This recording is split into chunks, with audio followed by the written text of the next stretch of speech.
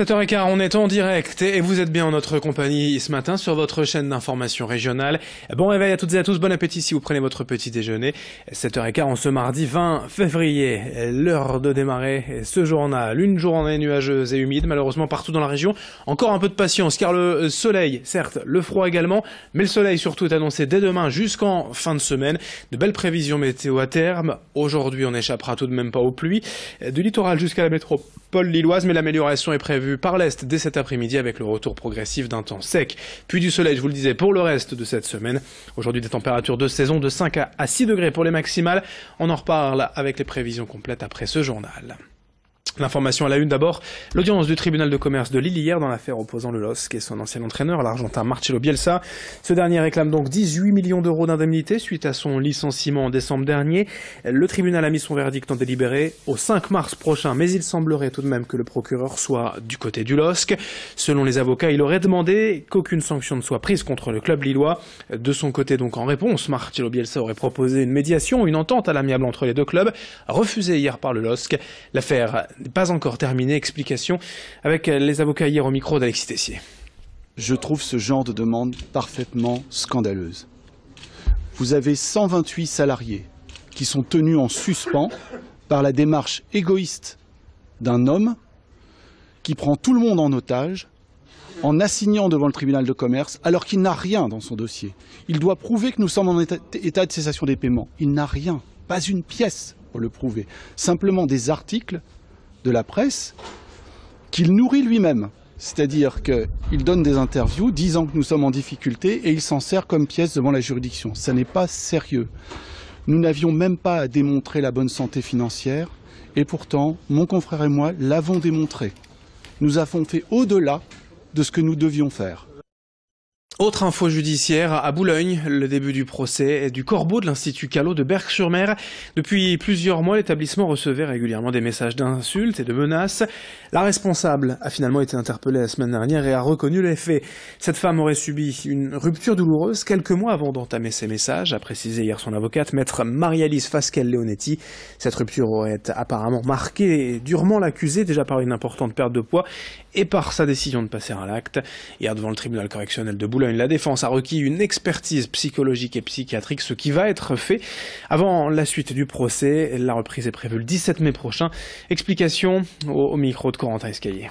Je crois qu'il faut lui laisser le temps de réaliser tout ce qui s'est passé. Ça a été très rapide. Elle a été interpellée jeudi en fin de journée et nous sommes à peine lundi. Il s'est passé beaucoup de choses en très peu de temps. Donc c'est très bien. On aura le temps d'ici le 17 mai de préparer sa défense utilement. Le renvoi est nécessaire parce qu'il n'y a pas suffisamment d'éléments dans le dossier pour déterminer les raisons pour lesquelles madame a agi de la sorte. C'est forcément difficile pour elle, une chose à la fois. On va attendre le 17 mai avec des expertises et on en saura davantage sur les raisons qui l'ont incité à faire. Dans l'actualité, également la colère des syndicats de cheminots suite aux récentes annonces du gouvernement les concernant.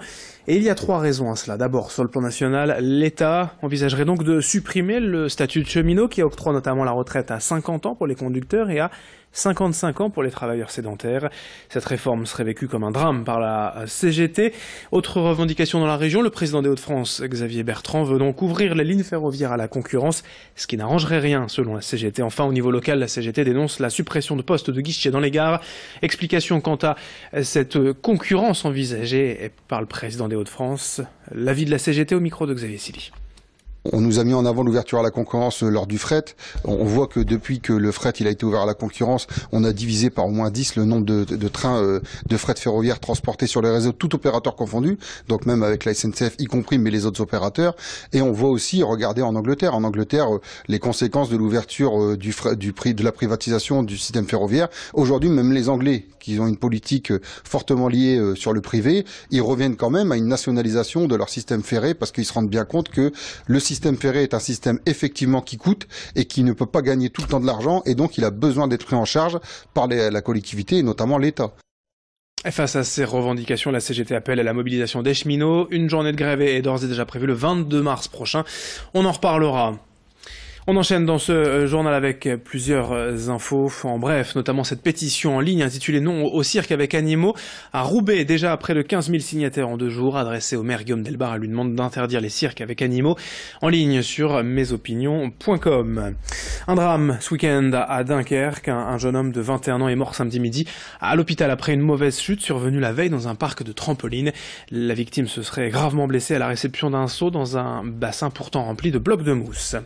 Et puis notez que le Forum emploi des métiers du numérique, Daily Jobs, a lieu demain après-midi de 14h à 19h à Eura Technologies à Lille. Une quarantaine d'entreprises de start-up pour la plupart seront présentes pour proposer des emplois ou des stages, de belles opportunités pour mettre un pied dans ce secteur porteur du numérique. Dans le reste de cette édition, quelques images en avant-première de l'émission de TF1 diffusée ce soir. Bienvenue chez nous avec une nordiste à l'affiche, Christine Leblanc.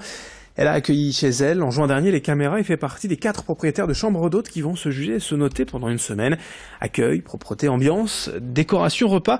Différents critères permettent de désigner le gagnant en fin de semaine. Christine, elle a misé sur une déco chic et décalée dans une magnifique maison de maître. Elle a vécu le tournage comme une expérience enrichissante, lui permettant de profiter de quelques critiques constructives. L'émission est donc diffusée ce mardi sur TF1 à partir de 18h15. Idil Gunay et Brieux Gorchy ont rencontré cette hôte nordiste chez elle.